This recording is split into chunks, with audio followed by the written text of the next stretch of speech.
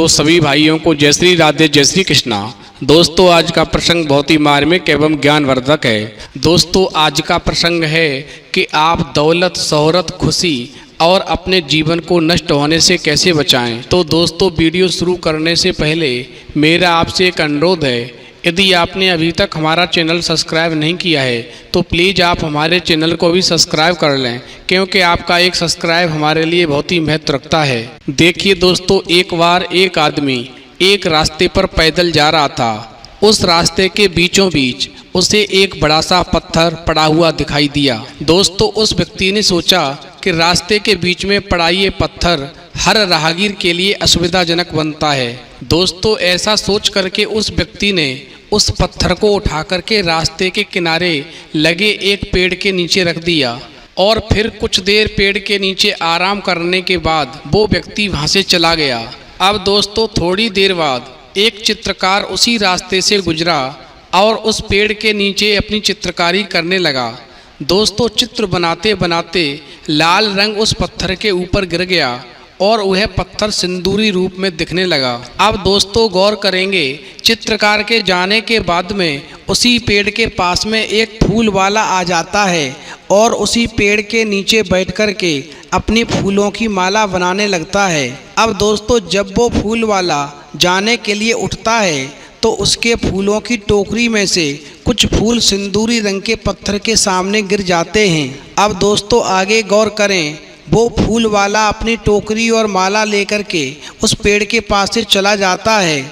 उसके बाद जो भी राहगीर उस रास्ते से गुजरता और उस पत्थर को देखता तो भगवान मान करके उस पत्थर की पूजा करने लगता, क्योंकि दोस्तों पेड़ के पास में पड़ा हुआ वो पत्थर सिंदूरी रंग का हो गया था और ऊपर से उस पत्थर के पास में फूल पड़े हुए थे। तो दोस्तों जो भी राहगीर उस पेड़ के पास से होकर के गुजरता उसके मन में केवल एक ही विचार आता कि यहाँ पर कोई शुभ स्थान है, चलो यहाँ पर फूल चढ़ाते हुए चलते हैं, हो सकता है हमारी भी मनोकामना पूर्ण हो जाए।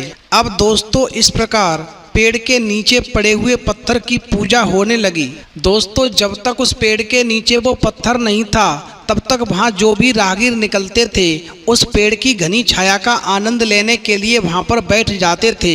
लेकिन जब से उस पेड़ के नीचे वो पत्थर आ गया तब से उस पेड़ की छाया लोग लेना भूल गए और वहाँ पर आकर के उस पत्थर की पूजा करके वहाँ से आगे को निकलते जाने लगे। अब दोस्तों जब पेड़ के नीचे पड़े हुए पत्थर की पूजा होने लगी तो पेड़ को बहुत बुरा लगा और पेड़ अपने मन ही मन में उस पत्थर के प्रति ईर्ष्या करने लगा। दोस्तों पेड़ सोचने लगा कि अब तक जो लोग मेरी छांव में आराम करने आते थे वो अब इस पत्थर की पूजा करने आते हैं और यहाँ से चले जाते हैं। अब दोस्तों जब पेड़ को पत्थर के प्रति जलन बढ़ती गई तो एक दिन उसने ईर्ष्या में मजबूत टहनियों की मार से उस पत्थर को दूर फेंक दिया। ऐसा करके वह बहुत खुश हुआ और मन में सोचने लगा, आज के बाद जो भी राहगीर यहाँ से गुजरेगा वो केवल मेरी छाया के लिए यहाँ पर आएगा, क्योंकि अब उसको यहाँ पर पत्थर नज़र नहीं आएगा तो वो केवल मेरी छाँव का आनंद लेगा और फिर यहाँ से आगे जाएगा।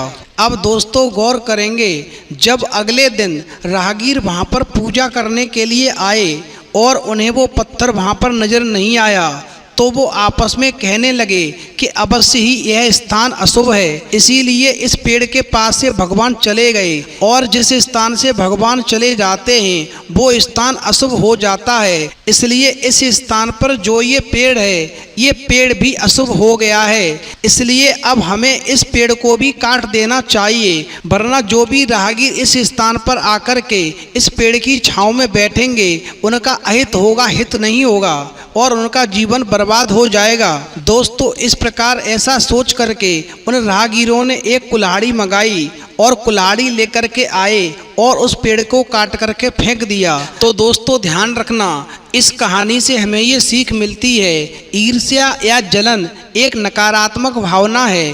दूसरों की दौलत, शोहरत, खुशी देख करके जलने वाले लोग इस भावना को अपने मन में यदि स्थान देते हैं तो वे स्वयं अपना अहित करते हैं, अपना जीवन बर्बाद कर लेते हैं, क्योंकि इस नकारात्मक भावना के वशीभूत होकर के कई बार वे ऐसा कदम उठाते हैं जिसके लिए उन्हें जीवन भर पछताना पड़ता है।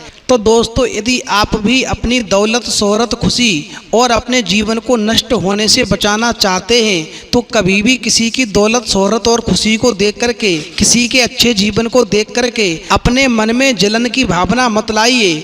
आप कभी दूसरे को देख करके, आप कभी दूसरे की खुशी को देख करके अपने मन में ईर्ष्या मत लाइए। दोस्तों ध्यान रखना, जो दूसरों की खुशियों को देख करके मन में ईर्ष्या उत्पन्न करते हैं वो उसका कुछ नहीं बिगाड़ते, वो अपने जीवन को नष्ट कर लेते हैं। दोस्तों ईर्ष्या की भावना को कभी अपने मन में स्थान ना दें, क्योंकि ये दूसरों से कहीं ज़्यादा आपका खुद का नुकसान करती है। तो दोस्तों यदि आपको हमारी वीडियो पसंद आई हो तो प्लीज़ आप हमारे चैनल को भी सब्सक्राइब करें, लाइक करें, शेयर करें, कमेंट करें, क्योंकि आपका एक सब्सक्राइब हमारे लिए बहुत ही महत्व रखता है। तो दोस्तों इस वीडियो में इतना ही, फिर मिलेंगे एक नई वीडियो में नए प्रसंग के साथ। तब तक के लिए जय श्री राधे, जय श्री कृष्णा।